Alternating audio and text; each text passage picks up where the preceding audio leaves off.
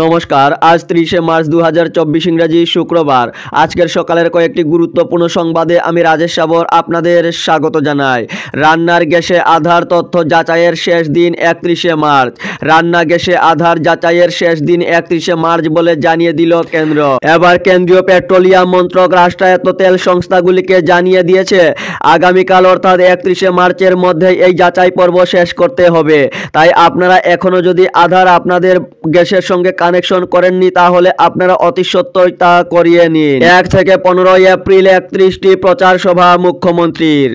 আগামী 1 এপ্রিল থেকে 15 এপ্রিলের মধ্যেই 31টি নির্বাচনী সভায় যোগ দেবেন মুখ্যমন্ত্রী। উজান অসমের বিভিন্ন স্থানে র্যালি করবেন তিনি। তাছাড়া 3 এপ্রিল শিলচর ও করিমগঞ্জে প্রার্থীর মনোনয়নে যোগ দেবেন মুখ্যমন্ত্রী। আয়কর নোটিশ, চাপে রাহুলরা, কংগ্রেসকে 1700 কোটি জরিমানা। ফের আয়কর দপ্তরের নিশানায় কংগ্রেস। লোকসভা ভোটের মুখে কংগ্রেসের কাছে জরিমানা 1700 কোটি টাকা চেয়ে আয়কর দপ্তর নোটিশ পাঠালো কংগ্রেসকে। আয়কর দপ্তর সূত্রে জানা গেছে 2017-18 থেকে 2020-21 অর্থবর্ষ পর্যন্ত আয়কর সংক্রান্ত রিটার্ন পর্যালোচনা করে এই পদক্ষেপ নেওয়া হয়েছে। নোয়াগাঁও করিমগঞ্জে ত্রিকোণ লড়াই, বিজেপির জয়ের সম্ভাবনা প্রবল বললেন মুখ্যমন্ত্রী। রাজ্যের 11টি কেন্দ্রে বিজেপির কোনো লড়াইই নেই। বাকি 3টি কেন্দ্রের মধ্যে নোয়াগাঁও করিমগঞ্জে ত্রিকোণ লড়াইয়ে বিজেপির প্রতিদ্বন্দ্বিতা হবে এআইইউডিএফ এর সঙ্গে। সেই দুটি কেন্দ্রে জয়ের প্রবল সম্ভাবনা রয়েছে বিজেপির, কিন্তু ধুবড়ীতে বিজেপি এখনো তৃতীয় স্থানে রয়েছে। সেখানে লড়াই হবে কংগ্রেস ও এআইইউডিএফ এর মধ্যে। মুখ্যমন্ত্রী হিমন্ত বিশ্ব শর্মা এই দাবি করেছেন। এখন শিলচর থেকেই আবেদন করা যাবে বাংলাদেশের ভিসার। ইচ্ছুক প্রার্থীরা শিলচর থেকেই ভিসার জন্য আবেদন করতে পারবেন। বৃহস্পতিবার গৌহাটিতে থাকা বাংলাদেশের সহকারী হাই কমিশনারের কার্যালয় থেকে এক প্রেস বিবৃতিতে এ খবর জানানো হয়েছে। ইতিমধ্যে শিলচর গুলদিঘি মলের বাইরে ভিসা অফিসের সাইনবোর্ড টাঙ্গানো হয়েছে। বিবৃতি অনুসারে এখন সব ভিসা আবেদন করা যাবে শিলচর থেকে। শিলচর ছাড়াও গৌহাটি ও বঙ্গাইগাঁওয়ে রয়েছে বাংলাদেশ ভিসা আবেদনের কেন্দ্র। ইচ্ছুক আবেদনকারীরা অনলাইনে www.bdvisa.com এই ওয়েবসাইটে যথাযথভাবে আবেদনপত্র পূরণ করে পাসপোর্ট এবং অন্যান্য সংশ্লিষ্ট নথি সহ আবেদনপত্রের হার্ড কপি এই ঠিকানায় জমা দিতে হবে।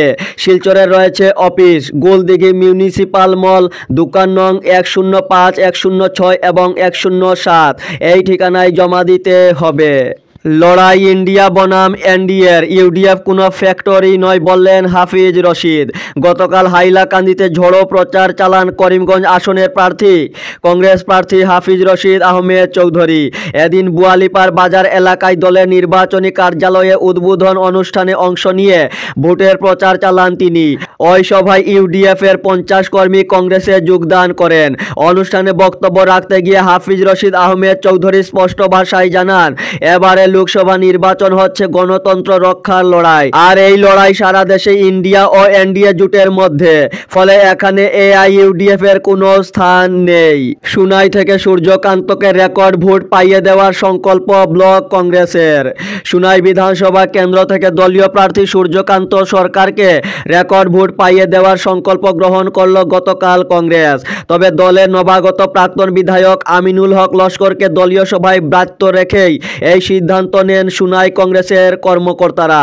গতকাল বিকেলে সুনাইর এক ভবনে লোকসভা নির্বাচন নিয়ে ব্লক কংগ্রেস সভাপতি আক্তার হোসেন বড়ভূইয়ার পৌরোহিত্যে অনুষ্ঠিত আলোচনা সভায় প্রত্যেক মণ্ডল কমিটি ও বিভিন্ন শাখা কমিটির কর্মকর্তারা উপস্থিত ছিলেন।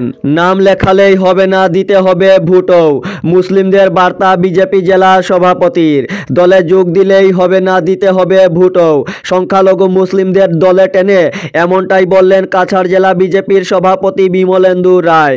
গতকাল ফের একবার কাটিগড়া কংগ্রেসে ধস নামিয়ে বিজেপিতে নাম লেখালেন 50 জন সংখ্যালঘু মুসলিম।